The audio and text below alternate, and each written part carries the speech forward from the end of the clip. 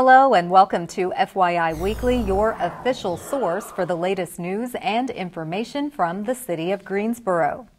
The downtown Greensboro Streetscape Master Plan project will provide a framework for streetscape enhancements in the central core of downtown.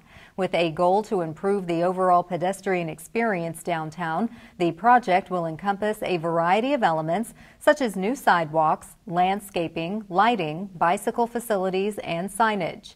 These upgrades are proposed for the following streets: Belmead, Church, Davie, Market, North Elm, and South Elm.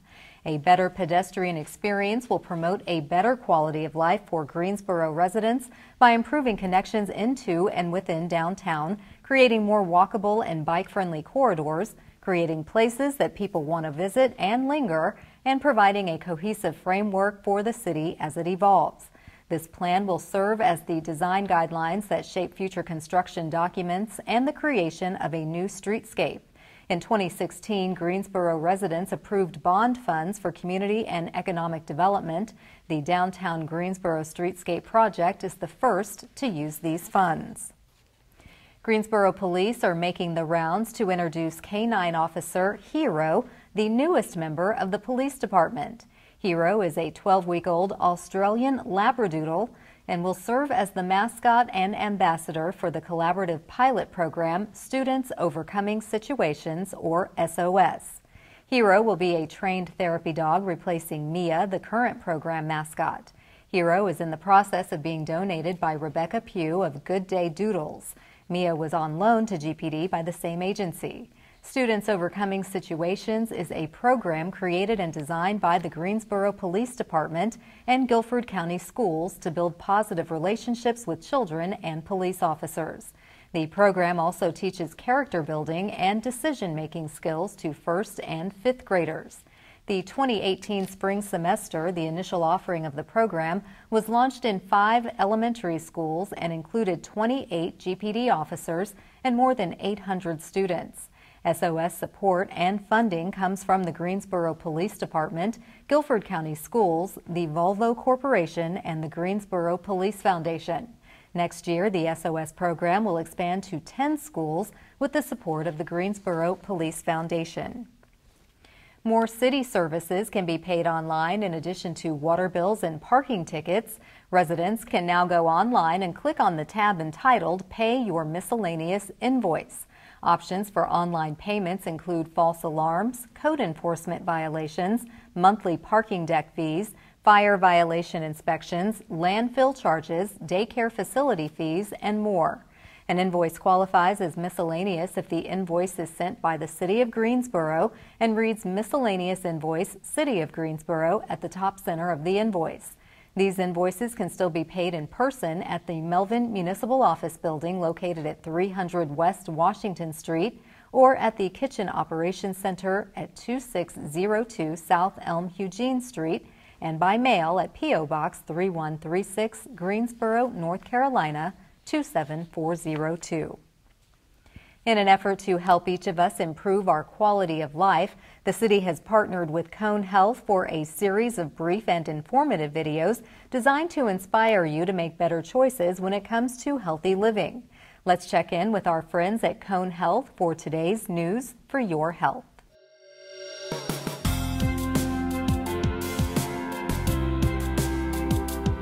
Hello, my name is Jennifer Pa, and I'm a physical therapist at Cone Health Outpatient Rehabilitation. I'm here today to talk to you about exercises you can do to improve your mobility and ease the stiff, achy joints that you might have. Whether it's your knees, your back, or your shoulders, there's always an exercise you can do that's simple and effective, that's low impact, and you don't need any equipment at all. So let's go ahead and get started. This is my friend Kendra, and she's here to help us do some of these exercises and demonstrate how it's done. So let's go ahead and get started. What we're going to start with today is a little bit of a light warm-up, okay? So she's going to start by marching in place, nice and easy. Now, if you've already been moving around your house, that's great. You can go ahead and take a walk to the mailbox or just make sure you're doing something to get your blood flowing before you start some of these exercises. Okay, and as you get going, After the first minute or so, you can start to add your upper body. So you can either pump your arms a little bit more, or if you feel a little tense in your upper body, you can also add some shoulder rolls, okay? So you want to just warm up the joints and just kind of get the blood flowing, get your heart rate up a little bit, okay? Like I said, maybe a minute or two before you start some of these exercises. And now another exercise which is going to work on your leg muscles, okay? So this is a sit to stand exercise. What you want to make sure is that you have a nice firm chair so that you've got a good solid place to stand from. A sofa might be too challenging. So she's got armrests here. She's going to try to sit down without using her hands, okay? So reaching her arms out in front, she sends her hips back and lowers down. Now, I want you to try this to try to see if you can stand up and sit down without using your hands. Okay, she'll do this maybe 5 to 10 times. Now, if you need your hands, you can definitely do that, but that is a good way to tell if you're getting stronger. So your thigh muscles are getting a little bit stronger. On her next one, she's going to start to raise her arms up. So she's going to lower down and then up with her arms up overhead. So that just gets a good full body exercise. She doesn't have to raise her arms all the way up overhead, but just getting the upper body involved is a really good thing. Notice that her knees are tracking right over her second toe. She's got great form, her hips are going back, her back is nice and straight. From there, we're going to start to add in some more dynamic exercises. So she's going to do kind of a similar to the warm-up. Her knees are going to come up. So this is called a knee pull down. Arms start up. She's going to bring her hands down towards her knees. Good. Just getting a little bit more intensity going. So she's working on her upper body, her core, and her lower body. Now, again, if your arms can't get up that high or if this is too challenging, you can definitely do it with a lower intensity or even in sitting. You can march your knees if that was too difficult. Okay.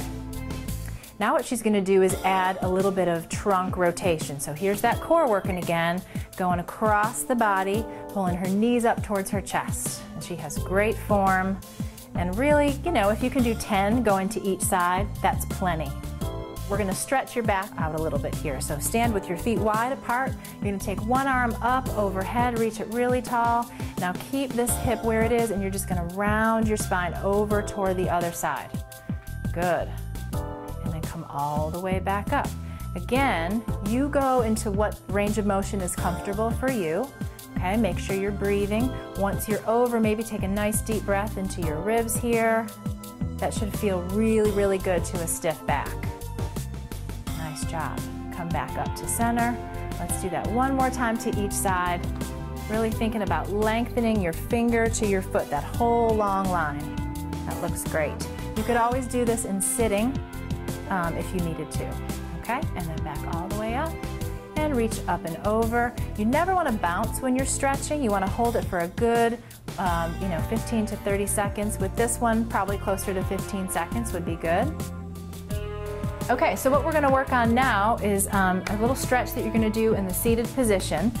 This is going to stretch your hamstring, so the muscle that is behind your knee. So you're going to sit nice and tall, close to the edge of your chair, and you're going to extend one leg out in front of you. Okay? What you want to do is pull your toes back to your head, make sure your knee is very, very straight, and you're just going to shift your weight forward, so hinging forward at the hip, just to get a really good stretch back here. Now, you're going to hold this about 30 seconds. You want to breathe and feel that really good stretch. Now, if you sit a lot, if you have to sit at an office chair a lot and it's hard to take breaks, this muscle tends to really get tight behind your knee and it can also cause some back pain. So it's a really good, effective muscle to stretch. Good. Come all the way back up and then you'll switch sides. Okay? Sitting nice and tall, just bring your chest forward, leaning forward over that knee. Now you shouldn't really feel this too much in your back. You want to always kind of ease into it. It should be felt behind the knee or even in the calf muscle. Great. And then come all the way back up. Then the last stretch we're going to do is for your back, and it's called a spine twist or just a little bit of rotation. So what she's going to do is grab hold of the chair, and you're going to stay very tall through your spine here. You're going to rotate and just kind of twist and really feel a good stretch through her rib cage. Good. and then back to center, and she'll do the other side. You can use the chair to kind of help you and assist that motion. Good. Make sure you're very tall when you do this. You don't want to bend and twist, okay? Good, and back to center. Thanks for joining me. I hope you're motivated to begin exercising and start improving your health. For more information about our programs or how physical therapy can improve your mobility, visit conehealth.com/physicaltherapy. I'm Jennifer Pa. Preservation Greensboro has an historic house in need of relocation. We'll have that story and more news coming up after the break. Stay with us.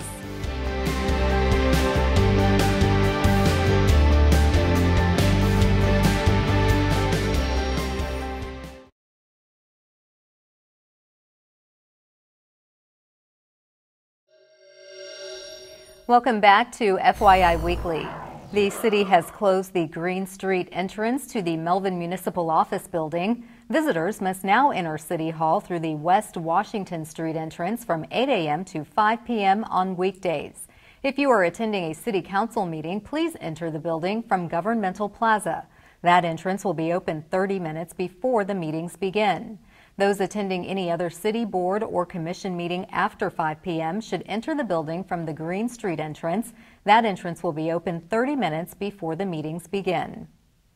National Night Out, a nationwide program to promote neighborhood spirit and police-citizen partnerships, is fast approaching. Community leaders are encouraged to register their block party with the Greensboro Police Department so officers and city officials can stop by and celebrate with the residents in each participating neighborhood on Tuesday, August 7th. To register for National Night Out, sign up on the city's website or contact your community resource officer. Communities are asked to register by Tuesday, July 31st. For more information, contact the Office of Community Engagement at 336-373-2636. The Foursquare House, located at 429 North Cedar Street, is available to someone who wants to move it within the next few weeks. The house is adjacent to the soon-to-be-constructed section of the downtown Greenway between Prescott and Spring Street. The structure has already been relocated once before and sits on a cinder block foundation. Many original architectural features have been lost, but they can be recreated or reimagined. This would be an ideal opportunity for someone with an empty lot planning to build a new home, or perhaps someone looking for an investment property. The house must be moved, but no supplementary grants have been identified to assist with relocation expenses or permits. Interested parties should be prepared to gather estimates within their budget. A timeline must be presented by August 1st to include relocating the house by September 1st, 2018. Interested parties should send an email to Preservation Greensboro. In an effort to spotlight and celebrate local artists, business owners, community builders, and essentially the next generation of leaders, the city is proud to partner with Action Greensboro to introduce our Made in Greensboro series.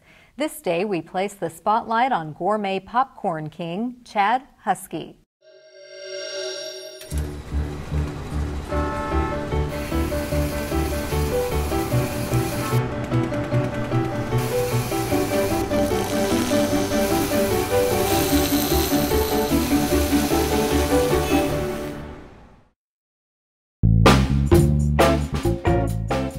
Chad Husky's road to food entrepreneurship started with ambitions to be a professional musician, then took a sharp turn away from the family furniture distribution business and nearly ended in a career in information technology. But Chad went soul-searching when he realized he was tired of solving other people's problems all the time. That's when he landed on gourmet popcorn. Undeterred by his lack of experience in the food industry, Chad started making batches in a kitchenette in a building that housed his father's furniture showroom. Chad's Carolina corn recipes range from savory to sweet. The business grew faster than Chad had hoped. By chance, he met the owner of Carolina Fine Snacks, a Greensboro-based snack food manufacturer who was able to provide some much-needed advice on turning the business into a full professional operation. Chad's popcorn is sold across the South and Western U.S. Locally, it's available at Best Way, Whole Foods, Lowe's Foods, and at PTI Airport gift shops.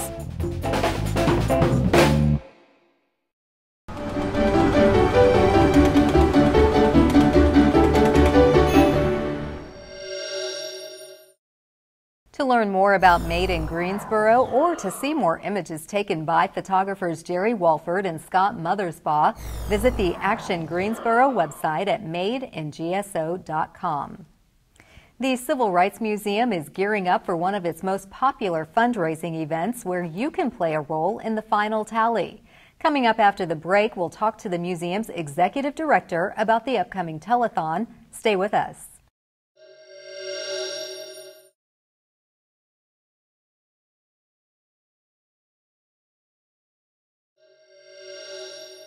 Welcome back to FYI Weekly. The International Civil Rights Center and Museum is among the top 10 tourist experiences on several national lists. Maintaining that designation requires continued support from the community. Joining me now to promote the annual fundraiser that relies on supporters calling in their contributions is John Swain. He is the Executive Director of the Civil Rights Museum. Hello, John. Welcome to the show. Hello, Carla, and thank you for inviting me. Absolutely. So before we talk about your fundraiser, tell me about the museum's financial standing as of today. Sure. As of today, the museum is in far better shape.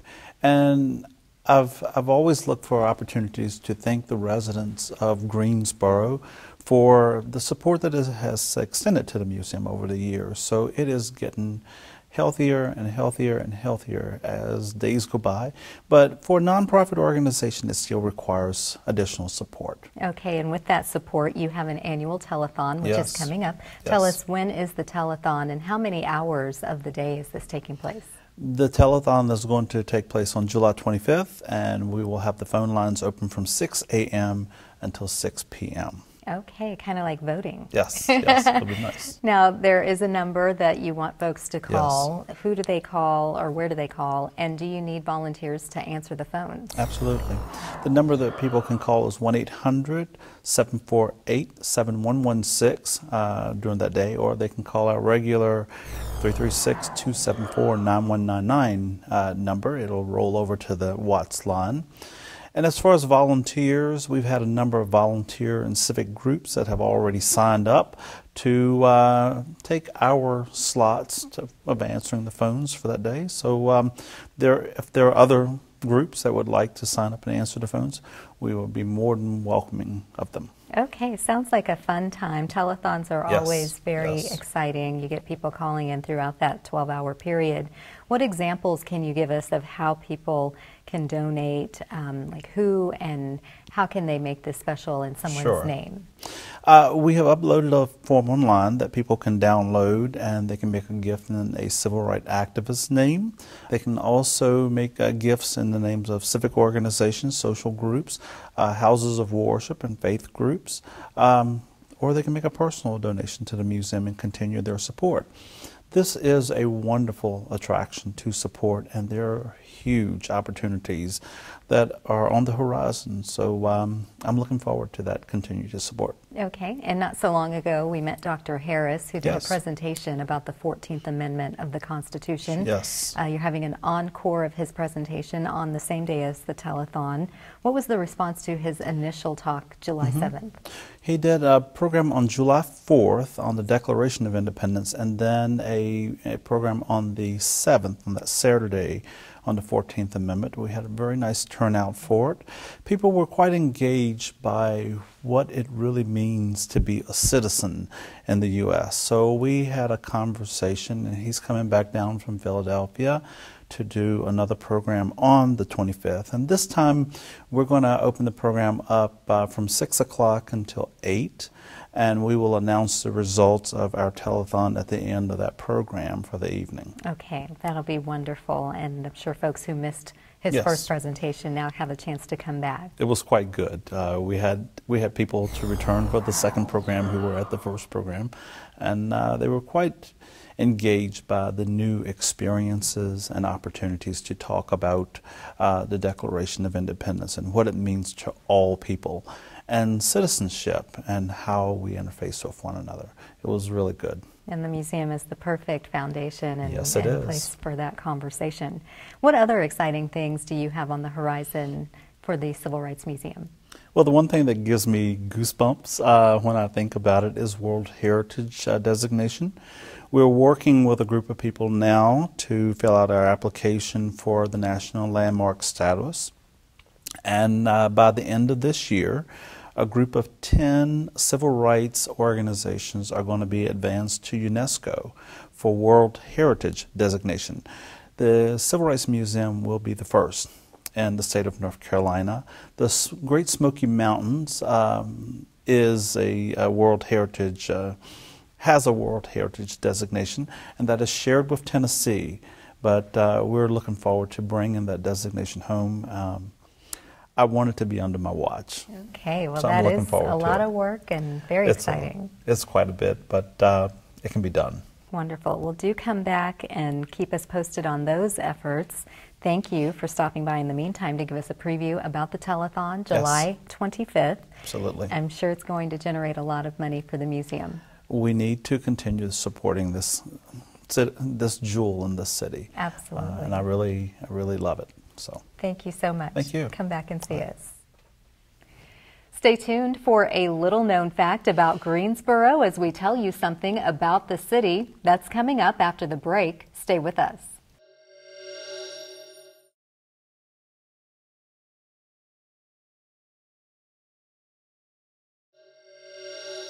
Welcome back.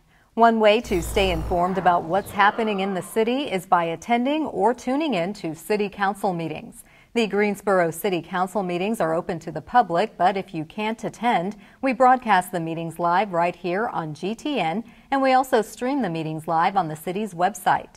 Council meetings take place at 5:30 p.m. on the first and third Tuesdays of the month on Level 2 of the Melvin Municipal Office Building, located at 300 West Washington Street. The first meeting of the month includes public comments and special presentations. Meetings on the third Tuesday of the month focus on public hearings and city business. The fourth Tuesday is reserved for a meeting as needed. To review the council meeting schedule and agendas, please visit the city's website. Here's an opportunity to learn a little something about the city. More than $600,000 in federal aid is helping residents recover from the tornado that struck East Greensboro back in mid-April. FEMA and the North Carolina Emergency Management Office received more than 1,500 registrations for disaster assistance. Additionally, the Small Business Administration has approved 42 applications totaling more than $785,000 in loans. The financial assistance is helping homeowners and renters pay for temporary housing, repair damage that is not covered by insurance, and replace homes completely destroyed in the storm. The assistance also helps cover the cost of disaster-related medical and dental costs, as well as child care, clothing, household items, tools, and other necessary expenses or serious needs as determined by FEMA. Coming up after the break, we'll showcase our department spotlight, but first, prepare to mark your calendar for all the great events happening this week on the town.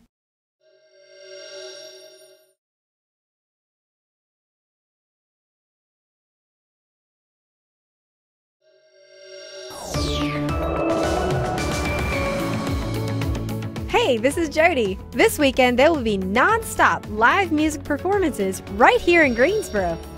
The Gate City Blues Festival is coming to the Greensboro Coliseum Complex's White Oak Amphitheater on Friday starting at 7 p.m. The festival will feature performances by Lenny Williams, Lattimore, Tucka, Clarence Carter, Theodore Ely, Pokey Bear, and Sir Charles Jones. This event is part of the Blues Is All Right tour. Don't miss Lenny Williams perform his 1978 hit, 'Cause I Love You. To purchase tickets or for more information, visit GreensboroColiseum.com. On Saturday, head over to Center City Park for the City Sunset Concert Series featuring Twisted River Junction starting at 7:30 p.m. Twisted River Junction is a jam band that is compiled of a jazzy saxophone, melodic guitar duo, and funny, energetic rhythm section that's fun and soulful. In addition to live music, there'll be food trucks, craft vendors, and lawn games to offer a perfect time for families and visitors to relax and enjoy Center City Park. For a list of upcoming bands and concert dates, check out the LeBauer Park Facebook page and jam on! Show off your rap skills on Sunday at the Positive Rap Contest, the 5th annual youth competition from 3:30 to 5:30 at the Vance Chavis Branch Library. Rising K through 12th grade students can compete in elementary, middle, or high school categories to win wonderful prizes. If you'd like help with your rap skills, sign up for the Learn to Rock Your Rap workshop on July 15. Call 336-373-5838 to register. Music for a Sunday Evening in the Park presents the Piedmont Triad Jazz Orchestra on Sunday starting at 6 p.m. The group will play 2 45-minute sessions, just enough time for everyone to relax with dinner. The concert is free and donations are always welcome. If you plan to bring your dog, be sure to keep him on a leash. This week, the concert will take place at Guilford College Founders Lawn. Go to greensboro-nc.gov/muset for a complete list of concert dates and locations. Keep watching FYI Weekly right here on GTN to find out more about events happening on the town. Welcome back. The City of Greensboro has more than 22 departments and several divisions committed to serving you, our residents and visitors. Let's go behind the scenes in our department spotlight. This week, we place the spotlight on budget and evaluation. The City Council updated plans for participatory budgeting, or PB. This is the democratic process that allows residents to vote on how to spend $500,000 in city funds. City Council created a participatory budgeting commission to replace the existing PB steering committee. The commission will have 11 members, up to 2 from each council district and 1 at-large member. Every PB cycle will take 2 years, 1 year for idea collection, project evaluation, and public voting. The second year will allow city staff to design and implement the winning projects. The city is currently in the middle of cycle 2. On the other side of the break is this week's Way to Go GSO shout out. Stay with us.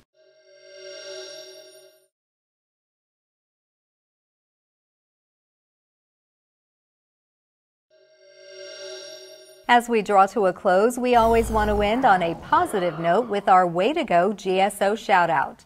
This week's shout out goes to the city's Botanical Gardens team. Led by landscape supervisor Ryan Richardson, he and his talented team is responsible for the newly landscaped areas at Government Plaza. This area is shared by City Hall, the courthouse, and the Guilford County Administration Building. Thanks to the city's Botanical Gardens team, the view from these offices is much more inviting. That concludes this edition of FYI Weekly, but you can easily stay connected to the latest city news by linking to us on Facebook, Twitter, YouTube, and Instagram. For all of us here at the City of Greensboro, thanks for watching, and we'll see you next time.